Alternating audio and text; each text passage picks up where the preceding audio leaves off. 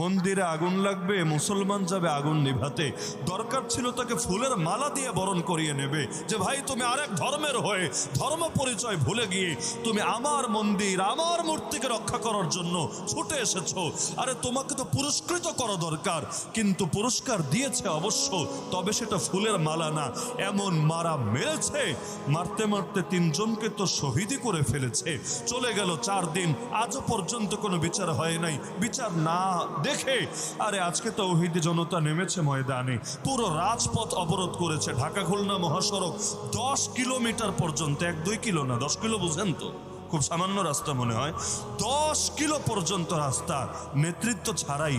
কারণ নেতৃত্বের এক সংকট তো এখন গোটা দেশের মধ্যে আছে। নেতৃত্ব ছাড়া তাওহীদ জনতা নিজেদের দ্বীনি জজবা থেকে পুরো রাস্তাকে ব্লক করেছে, যে দাবি সিরেফ একটাই, তারা শুধু সুষ্ঠু বিচার চায়, সুষ্ঠু তদন্ত চায়। অপরাধী যেই হোক, যেখানেই যেই গর্তে লুকিয়ে থাকুক, তাকে বের করে যাতে সঠিক শাস্তি দেওয়া হয়। কারণ যদি শাস্তি দেওয়া হয়, মরা মানুষ জিন্দা হবে তা না, শহীদ আবার দুনিয়ায় ফিরে আসবে তা না, আর শহীদের ফিরেও আসা লাগবে না। এই ফিতনার দুনিয়া থেকে আরো বড় মজার দুনিয়ায় চলে গিয়েছে।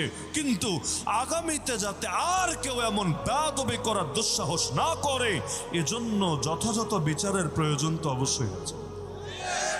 কিন্তু বিচার হবে দূরের কথা, 10 কিলোমিটার পথ অবরোধ করলো। এই ঘটনা এখনো বাংলাদেশ জানেই না। এখনো পর্যন্ত কোনো দৈনিক পত্রিকায় বা কোনো মিডিয়ায় নিউজ হয়েছে বলে আমার জানা না। কিন্তু যেহেতু আমার কর্মস্থলী সে রাজবাড়িতে, মানে ফরিদপুরের পার্শ্ববর্তী, তা আমরা একেবারে ফিল্ড থেকে প্রতি মুহূর্তে আপডেট পাচ্ছি, খবর পাচ্ছি।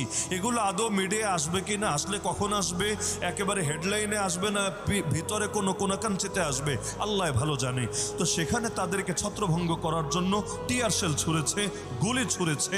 আর এমন একটা হালত করেছে, 2 শহীদের রক্তের বদলা নেওয়ার জন্য বা সুষ্ঠু বিচারের জন্য যে আয়োজন, সেখানে নতুন করে আরো 2 জন ইতিমধ্যে শহীদ হয়ে গিয়েছে।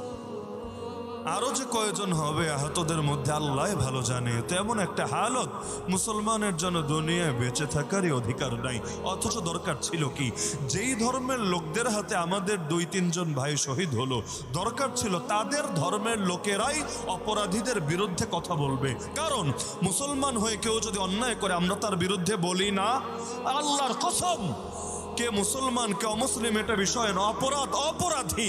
আরে হুজুরের লেবাস লাগিয়েও কেউ যদি অপরাধ করে, আমরা তার বিরুদ্ধে বলবোই অবশ্যই। কেন, আমরা কাদেরকে ছেড়ে কথা বলেছি, কোন ঘরানার? অন্তত আমার ব্যাপারে এই বাংলাদেশ অন্তত কেউ কোনোদিন অভিযোগ করতে পারবে না যে কাউকে আমরা ছেড়ে কথা বলেছি। সে হাতিই হোক, সে পিঁপড়াই হোক, সে পয়সাওয়ালাই হোক, সে ক্ষমতাওয়ালাই হোক, আর সে সাধারণ কোনো ব্যক্তিই হোক।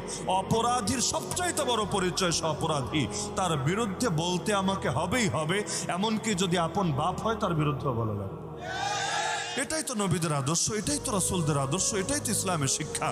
তো এই ধর্মের মধ্যে একজন কি লোক নাই যে ইনসাফের পরিচয় দেবে? আলাইসা মিনহুম রাজুলুর রাশিদ, যে বলবে হ্যাঁ আমরাই ধরিয়ে দিচ্ছি অপরাধীদেরকে, কোথায় গিয়ে লুকাবে? আর সুষ্ঠু বিচার হোক। কারণ অপরাধীর বিচার যদি হয়, তবে না বাংলাদেশ থেকে অপরাধ নির্মূল করা সম্ভব হবে, আইনের শাসন প্রতিষ্ঠা করা সম্ভব হবে। কিন্তু দুঃখের বিষয়, এটা তো দেখি নাই, ভিন্ন চিত্র দেখেছি। আর উল্টো উস্কানি দিচ্ছে, উল্লাস করছে। যাক, মোল্লা মৌলবীদের শাস্তি হচ্ছে, এদেরকে আগামী দিনে আরো কঠোরভাবে শাস্তি করতে হবে। নাউযুবিল্লাহ মিন যালিক। উপরন্তু আমার শুধু বারবার মনে হচ্ছে, আমি জানি না বাস্তবতা কি, আমার শুধু বারবার মনে হচ্ছে বাংলাদেশের নিরীহ অসহায় মুসলমানদের সামনে, যদিও সংখ্যায় বেশি তবে অসহায় তো বটেই, আমাদের সামনে বিরাট বড় একটা ফাঁদ পেতে রাখা হয়েছে। ফাঁদ, খালি আমাদেরকে উস্কানি দিচ্ছে, খালি আমাদেরকে ডাকছে কোনোভাবে ফাঁদে পা দাও।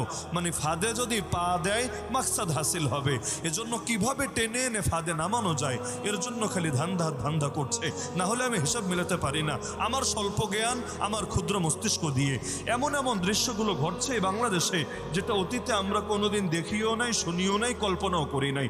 আমি একাধিক হিন্দু ধর্মাবলম্বীর সাথে কথা বলেছি। আচ্ছা আপনারা বলেন তো, এই যে শ্মশান পূজার মধ্যে দা নিয়ে মিছিল করতে দেখলেন, শোডাউন করতে দেখলেন, এটা কি আপনাদের ধর্মের অংশ, পূজার অংশ? যদি অংশ হয় আমাদের কোনো সে নাই, বলার কিছু নাই। কারণ যার যেটা ধর্ম সে সেটা পালন করবে। এবং লা ইকরাহা ফিদ্দীন, আমি অন্যকে জোর করে মুসলমান বানাবো, আরে জোর করে তার মাথায় তরবারি রেখে বলবো কালেমা পড়, কর, এ কথা ইসলাম আমাকে শিক্ষা দেয় নাই। তোমারটা তুমি মানো, আমারটা আমি মানবো। তো তোমার ধর্মের অংশ যদি হয় আমার আপত্তি থাকবে না। যেমন কোরবানির দিন আমি ছুরি হাতে যদি গরু কোরবানি করি, আর যে ধর্মের লোক হোক তার আপত্তি করার কোনো সুযোগ নাই। যদি করে পাবলিক তার ছেড়েও কথা বলবে না। তো জিজ্ঞাসা করলাম যে এটা কি আপনাদের ধর্মের অংশ? বলল না হুজুর, আমরাও অতীতে কখনো শ্মশান পূজায় এভাবে দা নিয়ে, বড় বড় দা নিয়ে শোডাউন দিতে দেখি নাই। তাহলে যদি না দেখে আসলো কোত্থেকে? আবার লুকিয়ে লুকিয়ে না, যে গোপনে কেউ ছবি তুলে মনে হয় ছেড়ে দিয়েছে, ভাইরাল হয়েছে না, জাতীয় পোর্টালগুলোতে নিউজ হচ্ছে, ডিবিসি নিউজে পর্যন্ত এটা নিয়ে ভিডিও কাভার তারা করে দিয়েছে। তার মানে এটাকে তারা পাবলিকলি প্রমোট দিতে চাচ্ছে। এমনকি তাদের 3 নেতা, কেন্দ্রীয় 3 নেতা, একজন থেকে বাংলাদেশে আর বাকি 2 জন বিদেশে, একসাথে বসেছে টকশোতে, ভার্চুয়াল প্ল্যাটফর্মে, অনলাইনে। এখন 3 জন মিলে সলা পরামর্শ করছে। প্রথম জন বলছে আমাদের প্রতিটা এলাকায় 500-1000 যুবক তো থাকেই, সবার হাতে যদি আমরা 4 ফিট করে এক একটা রামদা দিয়ে রাখি, তাহলে মোল্লা মৌলবীরা যদি এসে ঢোকেও এলাকায়, এই 500-1000 যুবক যদি রামদা হাতে দাঁড়িয়ে যায়, কার বাপের ক্ষমতা আছে এদেরকে ডেঙ্গিয়ে এলাকায় ঢুকবে বা কোনো ক্ষতি করবে? এমনকি নাম নিয়ে বলছে, নামগুলো শুনে আমার পিলা চমকে গিয়েছে। নাম নিয়ে বলছে, আরে মামুনুল হক তো দূরের কথা, আইসিসও যদি এসে ঢোকে, এভাবে আমাদের যুবকরা রামদা নিয়ে দাঁড়ালে কেউ পারবে না তাদেরকে ডিঙ্গিয়ে যেতে।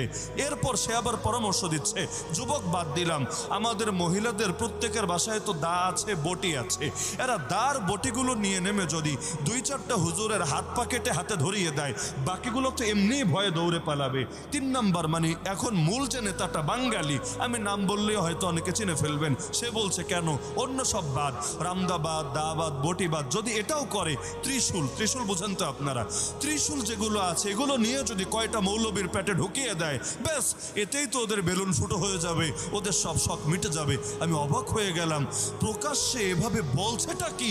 এত বড় সাহস ওরা কোথায় পেয়েছে?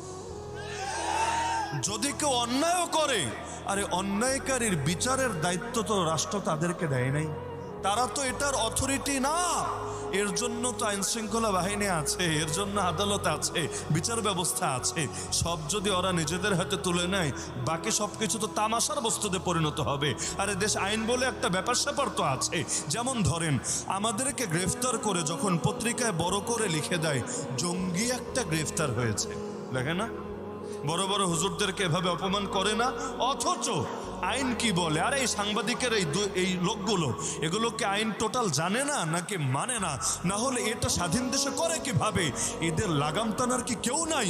নিয়ম হলো, একজন মানুষকে যখন গ্রেফতার করে আইন শৃঙ্খলা বাহিনী, এর মানেই সে অপরাধী, বিষয়টা এমন না, বরঞ্চ তার বিরুদ্ধে একটা অভিযোগ এসেছে, সে এখন জাস্ট অভিযুক্ত, অপরাধী না। সে কি?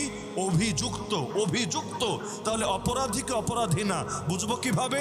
এর জন্যই আদালত রাখা হয়েছে।